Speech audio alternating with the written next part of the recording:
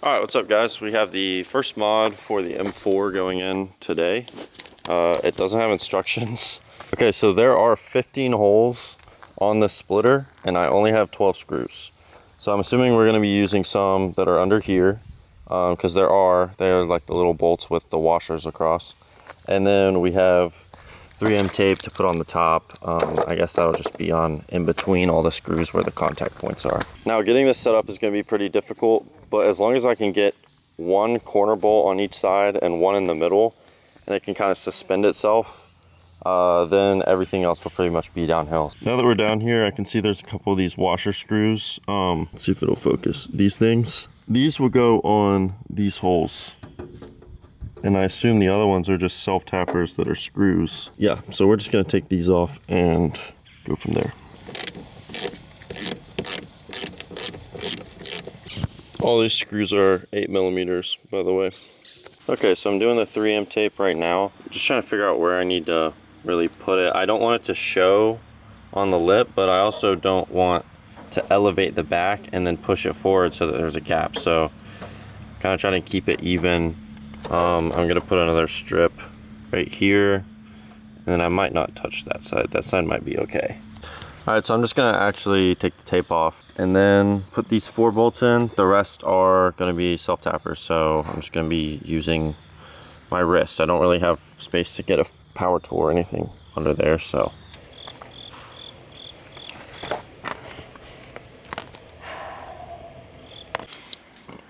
All right, so that was annoying, but those 4 screws are in. Fitment's pretty good. I'll show it a little closer.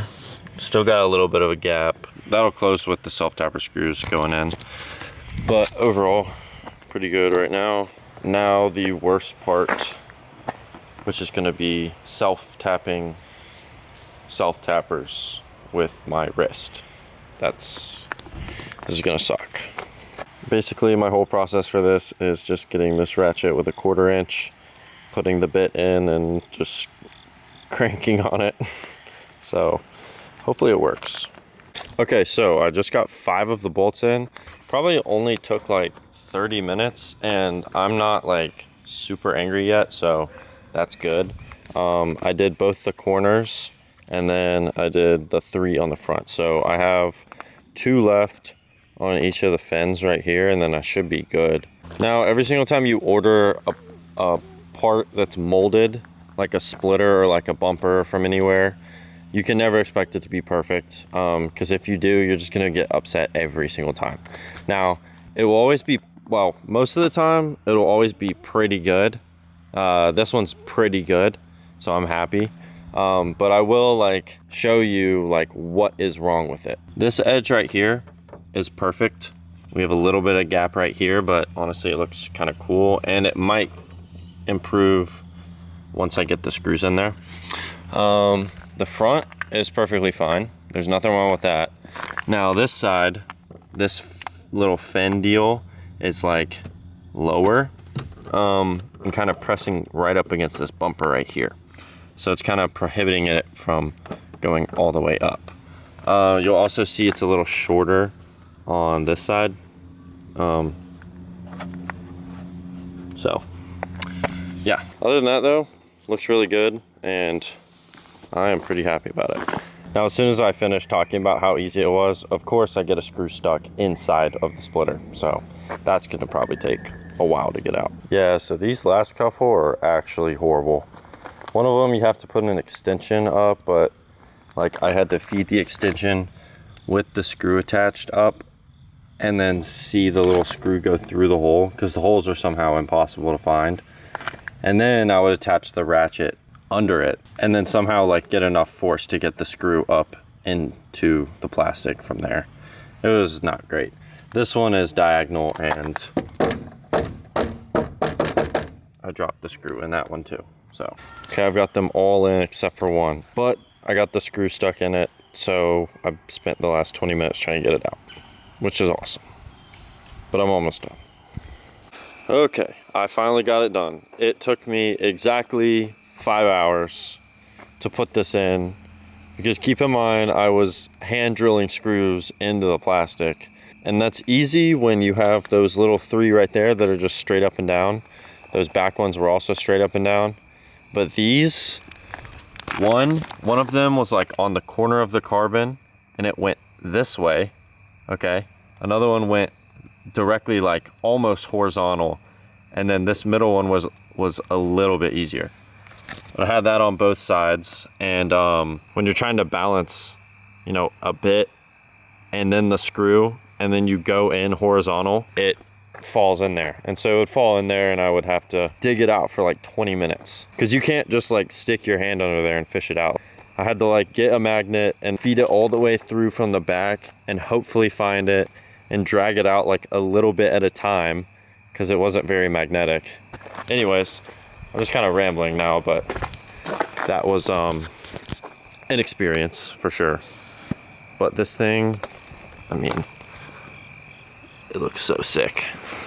Yeah, this thing with a CS hood and some icons and side skirts and freaking might as well just add everything. This thing's gonna look sick. Now it's gonna be impossible to get, I mean, hopefully I don't rip this thing off on my driveway right now because that is low. I can fit 4 fingers under there and that's it. So that's about like 3 inches maybe. Just not a lot. So hopefully this thing stays on for a while, but we'll see. Okay, so next up, I gotta measure the offset for my Mustang wheel. So that in the last video, it's cracked right now. Gotta measure that and get it to ESR so they can get me a new one. Let's see, what else do I gotta do? Pretty much gotta fix my side skirts, and then I gotta do the Brembo brakes for the Mustang as well. And also, comment what wheels you think I should get. The BBS FIRs look awesome. I either want to go graphite to kind of match and accent the carbon, or just like a brushed or chrome style wheel.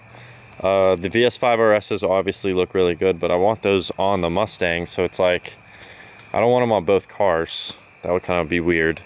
HREs are nice, but they're stupid expensive. You know, BBS wheels are really cookie cutter. They look cool. They also look kind of ricey. I don't really know. And I'm not gonna do TEs on this. Sorry if anyone wants me to do TEs. We're not doing that. That will be for an E46 or something boxy, but I'm not gonna ruin this car just to throw some TEs on here. Now some cars do look good with them. Okay, my friend Logan's looks sick. I won't hate on that at all, but I'm not gonna do that. There's too many of them like that. So we gotta figure out the wheel situation. If anything, I might just drive the Mustang like for a week and a half straight and get these, you know, polished or chromed just for the time being. I feel like that would look pretty cool. And it won't be as expensive as spending like 3 or 4 grand on wheels. It'd just be good like temporarily. So I don't know, we gotta see. All right, so that'll kind of wrap this up. Thanks for watching. I mean, these videos aren't very good. I'm really just trying to get these things done as quick as possible so I'm not working at night. And honestly, like filming during stuff like this, it's not exactly a priority. So if you're sticking around long enough to watch to the end, I appreciate that because they probably are really boring. So yeah, I'm gonna go get dinner and I'll see you guys in the next one.